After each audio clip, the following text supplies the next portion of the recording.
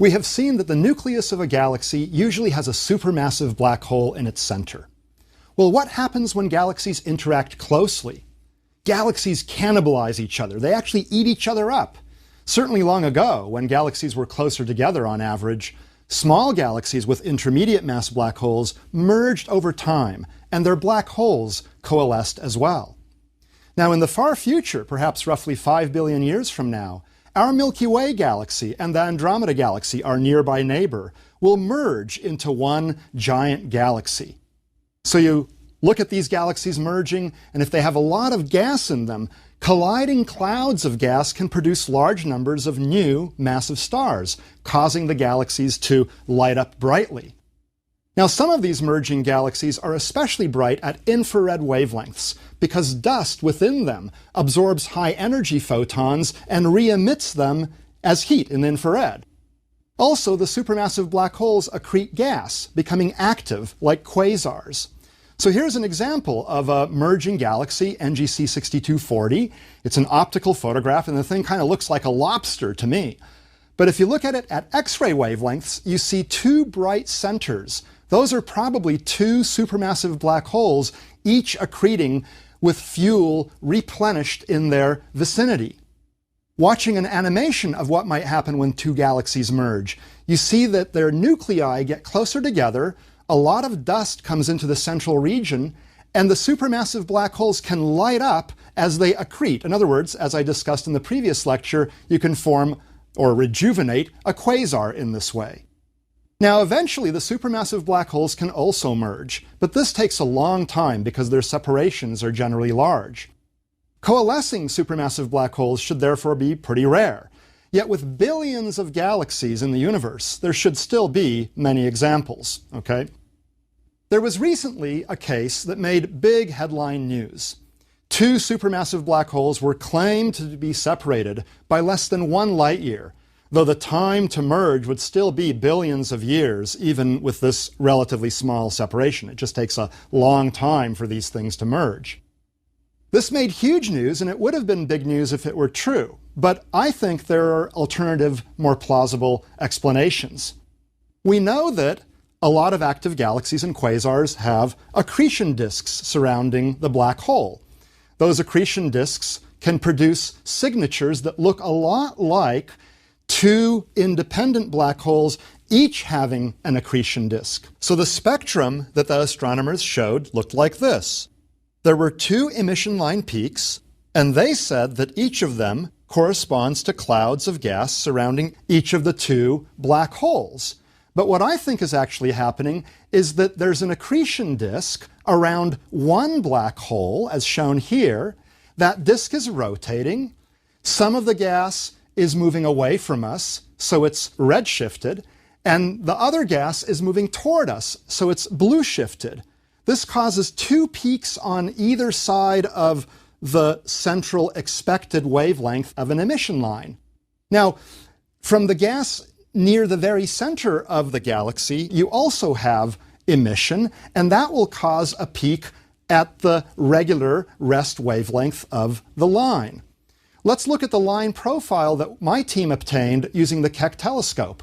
You can see that, in fact, there are three peaks. There's one on the left, the middle one, and the one on the right. Now, the other astronomers didn't have data that went out so far toward the red. Their data stopped at what is actually the middle peak. They didn't see the broad shoulder or the third peak on the right there. So they misinterpret this as being due to clouds of gas around two black holes that are close to one another, rather than being due to an accretion disk around a single black hole, which is forming blue-shifted emission from the gas that's moving toward you, red-shifted emission from the gas that's moving away from you, and unshifted emission from the gas that's sort of right in the middle there, not moving toward you or away from you. This phenomenon has been seen in many galaxies. We've seen profiles like this of the emission lines that indicate a disk, or maybe a bipolar ejection of gas. If you have gas ejected along one axis and along the opposite one, you will again get blue-shifted and red-shifted peaks, plus the unshifted peak due to gas that's not being ejected. So either a bipolar ejection or an accretion disk, I think, gives a better representation of what the data are showing us.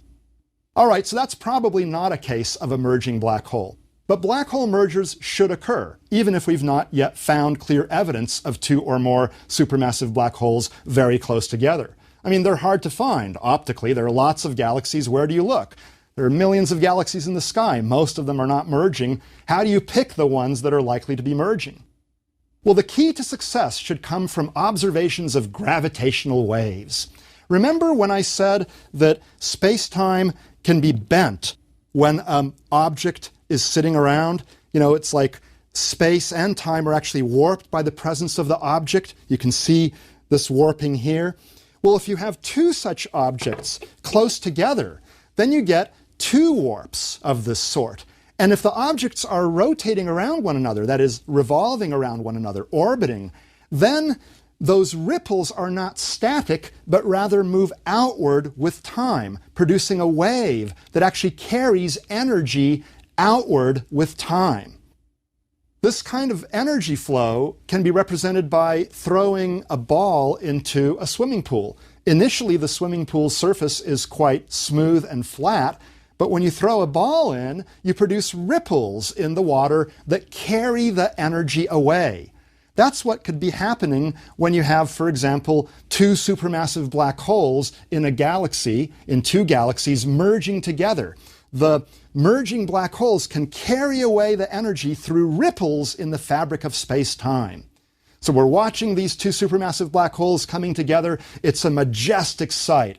For a long time, they orbit one another quite far from each other. It takes a long time for them to dissipate enough energy to get close to one another. They dissipate energy through friction. They're moving through gases and things in this galaxy. Well, when they get close enough together, then the energy can be carried away by gravitational waves. And you see these ripples in the fabric of space and time, it turns out, carrying away the energy as the two black holes merge into one giant supermassive black hole. Well, neutron stars, double neutron stars, can also merge together. Or a neutron star black hole pair can merge. Or two black holes, two stellar mass black holes or supermassive black holes can merge. Those all cases produce gravitational waves, ripples in the fabric of space-time moving out. You have a very asymmetric configuration, and that's good for the generation of gravitational wave emission. Spherical collapse tends not to produce very many gravitational waves. Well, as I mentioned in Lecture 3, merging of two neutron stars forming a black hole might give rise to short-duration gamma-ray bursts.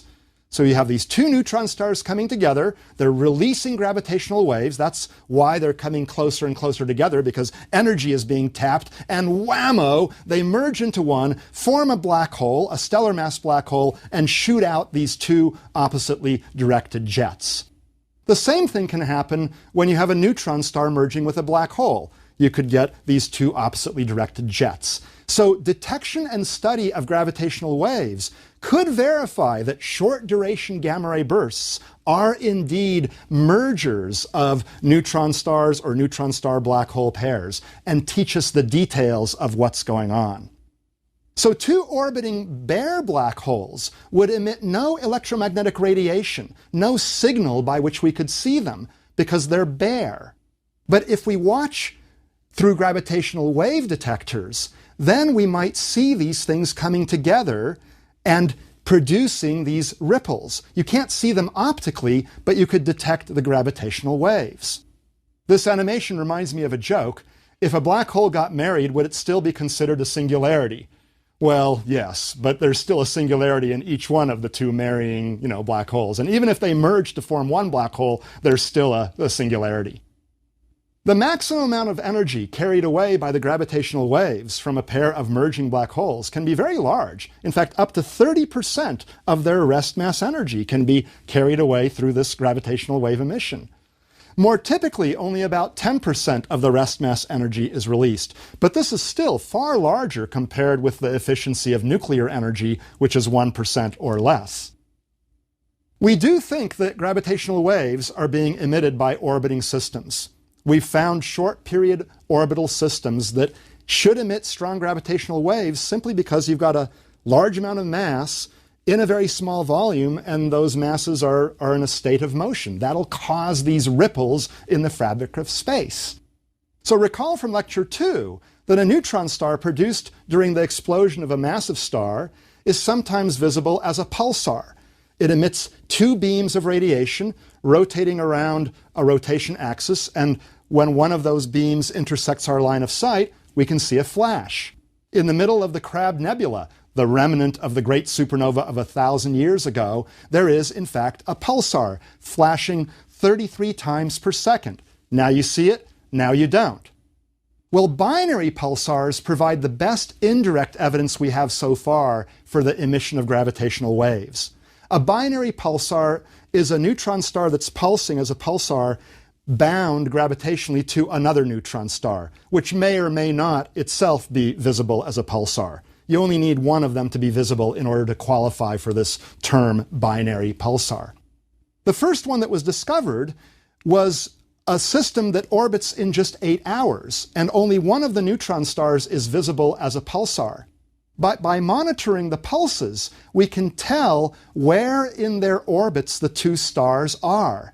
And in fact, the 2 stars are orbiting each other not in a circle, but in ellipses. So at times they come closer together, and at other times they're farther apart.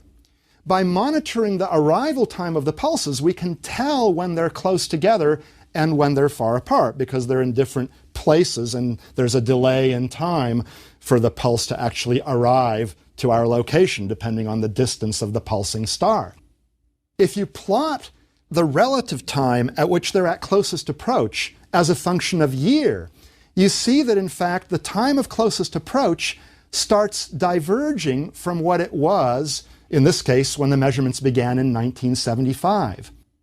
This time of closest approach is changing because the parameters of the orbits are changing.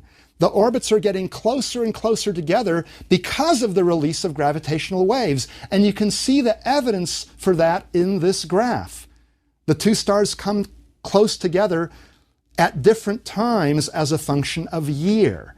That's a wonderful, wonderful indirect piece of evidence for the emission of gravitational waves. If they were not emitting gravitational waves, they wouldn't be doing this.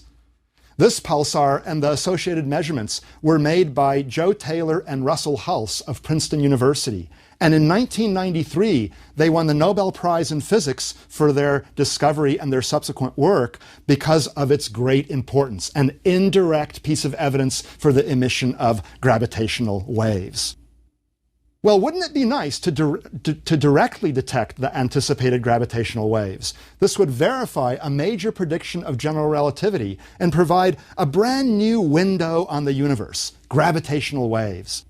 It's particularly appropriate to be discussing this around this time because it's been about 400 years since Galileo first used optical telescopes to study the skies in a serious way and published his celestial observations. Indeed, 2009 was officially declared the International Year of Astronomy because of the importance of Galileo's work with his primitive little telescopes. He, for example, saw the phases of Venus, showing that, in fact, the Earth-centered solar system couldn't be correct. You had to have a sun-centered system. And he saw that Jupiter has moons orbiting it, meaning that the Earth isn't the only object that can have other objects orbiting it. Look here, 2 of the moons cast shadows on the planet. Eclipses are visible from those locations. And there, right now, a double solar eclipse occurred. 2 moons blocking the bright disk of the sun. How fantastic is that? I would love to be on Jupiter and see that phenomenon since I'm an eclipse addict. Well, you know, we've had other cases where new windows were opened on our view to the universe. When radio astronomy was developed, quasars were discovered. The afterglow of the Big Bang was discovered. When ultraviolet radiation and X-rays were being studied, we saw all sorts of energetic phenomena in the sun and other stars. Gamma ray detectors led to the discovery of gamma ray bursts and other associated phenomena. And infrared telescopes showed us dust-obscured galaxies and planet formation within dusty disks. We've also seen forms of energy not of electromagnetic nature, but rather particles like cosmic rays, high energy charged particles streaming through the universe. They provide information. Neutrinos provide information from an exploding star. Meteorites and moon rocks provide information. These are all windows to the universe. But it remains the case that we have been observing the universe mostly through electromagnetic radiation. There's not that many meteorites and moon rocks and, cosmic rays and stuff. Mostly we've learned through studies of light of one form or another. So a totally brand new way to see the universe would be through gravitational waves. We wouldn't see them electromagnetically, but we would listen to the universe ringing. This would be an even greater leap than going from one form of electromagnetic radiation to another. This is now going from electromagnetic radiation to gravitational waves, ripples in the fabric of space-time. Now, I think you'll all agree that in going from black and white movies to color, the amount of information conveyed and our enjoyment of the movies increased considerably. But the improvement was even greater when we went from silent movies to movies with sound, right? That was an even greater improvement in our enjoyment of movies. It's especially exciting to see these objects merging together through gravitational waves because they can tell us information that is simply not visible through electromagnetic radiation. We listen to the waves coming in. Shoo, shoo, shoo, shoo, shoo, shoo, shoo, shoo, shoo, shoo, shoo, shoo, shoo, shoo, shoo, shoo. And the pattern of the waves tells us something about the orbits of the stars, their eccentricity, the spins of the black holes. Various sorts of pieces of information like that are conveyed by these ripples coming out from this wonderfully merging system. It's just fantastic. Now let's listen to some examples of possible sounds from merging black holes. We'll first consider extreme cases where you have a very large, massive object being orbited by a little puny thing. So something like this, just a little ping pong ball orbiting this massive ball that I have on my fabric. These are extreme mass ratio inspirals. Let's listen to some cases. A low eccentricity system of two black holes with smaller spin will yield the following rather simple chirp.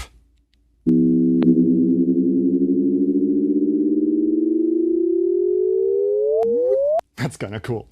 A high eccentricity system of two black holes gives a series of pops. The pops are bursts of gravitational waves when the two black holes are at closest approach. And these eventually diminish as the orbits circularize while gravitational waves are being emitted. That tends to damp out any eccentricities. Let's listen to the gravitational waves.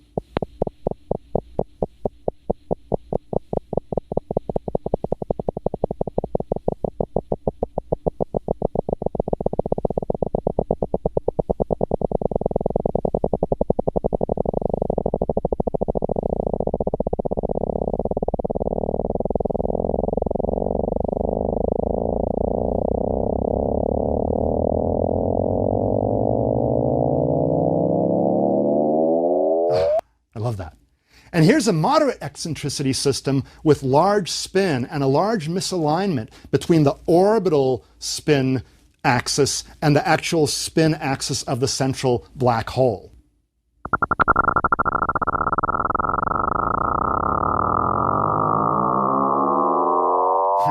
How do you like that?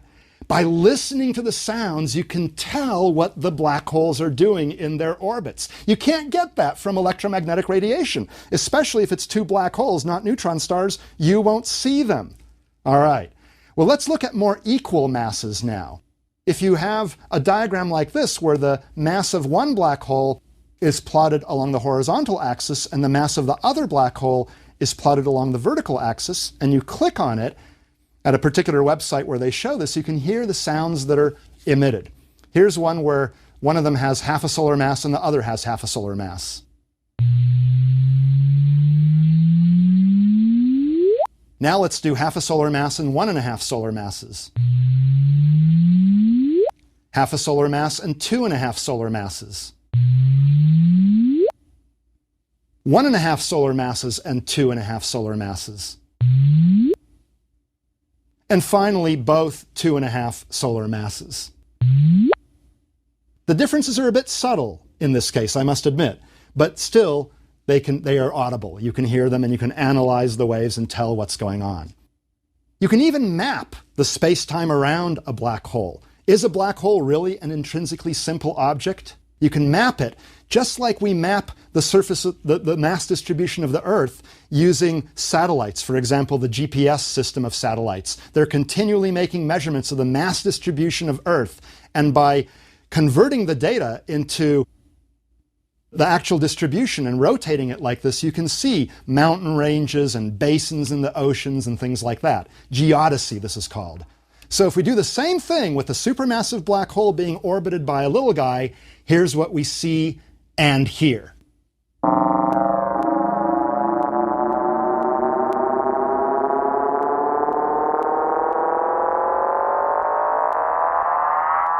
Wow.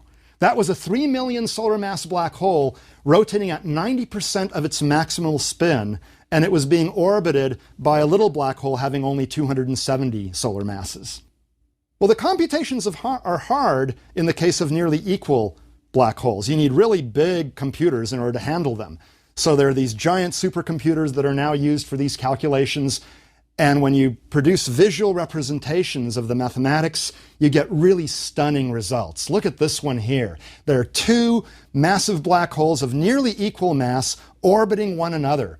And you can see the patterns of gravitational waves that are being emitted. Those patterns change as the black holes get closer and closer together. And by monitoring the waveforms, you can watch this merger event. More accurately, you can hear the merger event, even if you can't see it using electromagnetic radiation. Highly asymmetric gravitational wave emission can sometimes lead to the ejection of a supermassive black hole after merging. So in other words, if the emission is asymmetric, the rebound of one black hole can actually eject it out of a galaxy. There is some evidence that we've seen this because there have been some galaxies seen where two black holes seem to be present, but one of them is moving at an unexpected rate, seemingly out of the main galaxy. And so there are other interpretations possible, but these might be cases of black holes being ejected from other galaxies as they're being merged. All right, well, gravitational waves are potentially very interesting, but how do we actually go about detecting them? Detecting them is hard. They're weak, but they have a very distinct signature. If you look at a gravitational wave coming along and hitting this or passing through this balloon, what you would see is that the balloon gets initially squeezed in this direction and then in that direction. So stretched, stretched, stretched, stretched, stretched in one direction, squeezed in the other direction. It would be easier for me to do this if I had 4 hands, okay? That's the signature you expect from a gravitational wave passing through an object. So if you measure lengths or widths of an object and see if they vary with time, you can, in principle, detect gravitational waves. But the variations are really minuscule. Over a 1 meter bar length, the variations expected are a millionth of a proton diameter. A millionth of a proton diameter out of 1 meter. How in the heck are you going to hear that? Well, let's take the example of the human ear. The human ear consists of cells roughly 0.03 of a millimeter in size. Let's say 1/100th of a millimeter for round numbers. Yet eardrum sensitivity is 1/100th of a nanometer, of a billionth of a meter. So ears can, in a sense, amplify a signal by a factor of 1,000,000 due to the collective response of all of these cells. If we apply that same factor of 1,000,000, maybe we can detect the gravitational waves.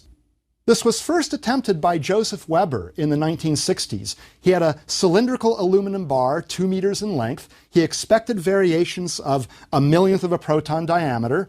Even if you amplify those variations by a factor of 1,000,000, you just get 1 proton diameter. Sounds impossible. But you can improve your odds by tuning your bar to the expected frequency of the incoming waves. That makes the bar resonate and amplifies the effect. Let me show you an example. I have two tuning forks here, which represent the note A in the middle of the scale. If I hit one of them,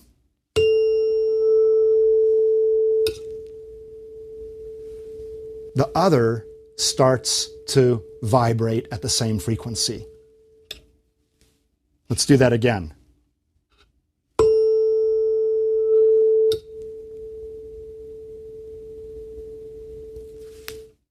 See, they're tuned to the same frequency, and so the vibrations of one get transferred and amplified in the other system.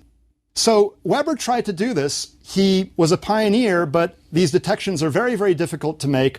He didn't do it, and in fact, he was still far off from the mark, but these were nevertheless pioneering attempts to detect gravitational waves. Modern techniques are based on interferometers, giant systems with large arms over which you might detect a small variation in length. And in particular, there's an experiment called LIGO, the Laser Interferometer Gravitational Wave Observatory, which is trying to make these detections. There are two instruments, one in Louisiana, one in Washington. You wouldn't believe a detection unless it were audible in both places, because it could be just the noise of a rumbling truck or an airplane or something like that. You have these evacuated tubes going along 4-kilometer long arms with laser beams bouncing back and forth. They're bouncing back and forth off of mirrors, and you can make them interfere destructively so that there's no emergent light. Let me explain that with a diagram. This laser shoots a beam through a beam splitter that sends the light to two masses. Mirrors attached to the masses reflect the light. The light reflected from mass number 1 hits the beam splitter, and part of the light goes to a photodetector. Similarly, the light reflected from mass number 2 comes back and goes to the photodetector. And if you adjust things in a perfect way, you can make the two waves destructively interfere, like in that top diagram. You get no light coming out because the waves are out of phase. But if the length of one arm changes relative to the length of the other, then in fact, the interference isn't perfectly destructive, and you can get a little bit of amplitude, a little bit of signal coming out. If the lengths are very different, then you can in fact even have constructive interference, and you have a lot of light coming out being registered by the detector. So what they're trying to do is tune these things to have completely destructive interference, and then as a gravitational wave comes through, the lengths are slightly altered, causing the waves to not so perfectly destructively interfere, giving a little bit of a signal and allowing then the detection of the gravitational wave. Well, LIGO is good for neutron star, and stellar mass black hole mergers, and also for core collapse supernovae that go off in an asymmetric way. These are high-frequency signals. They haven't detected anything yet, but we're hoping that with an advanced form of LIGO, we will detect something in the next decade. There's a worldwide array of such things. Again, we won't believe the detection at any single detector unless it's also detected at the other ones as well. So, we're hoping that with this worldwide array, gravitational wave detection of stellar mass black holes and neutron stars will in the next decade become a reality. For detecting the merger of supermassive black holes, which emit low frequency waves, you need LISA, the Laser Interferometer Space Antenna. These are detectors separated by 5 million kilometers, not just the 4 kilometers of LIGO and similar ground-based arrays. You have these satellites floating around. There are 3 of them. They orbit the sun in a fixed triangular configuration. Laser beams are bouncing back and forth between the mirrors attached to these satellites, and you can, in principle, see the ripples of space because the distances between the mirrors change ever so slightly with time. These are good for detecting low-frequency ripples like from merging supermassive black holes, or low-frequency ripples from merging white dwarfs that are pretty far from one another, not close to one another. LISA is going to be hard to make. Europe is planning to launch a LISA Pathfinder mission in 2010 as a stepping stone. We hope the full thing will be done by 2018 or 2020. Let's hope so. Well, to conclude this lecture, let me point out that astronomers are like hunters in the dark, and they need the best eyes possible. For example, many nocturnal animals have developed very sensitive eyes. To improve their view of the universe, astronomers have looked throughout the electromagnetic spectrum, including gamma rays, X-rays, ultraviolet, visible, infrared, and radio. But it's also true that many of the most successful hunting animals have also developed a very keen sense of hearing. Gravitational waves provide the same advantage to astronomers. They should allow us to hear the sounds of the universe, sounds that cannot be seen with electromagnetic radiation alone. We eagerly await the first detections of merging black holes and other objects.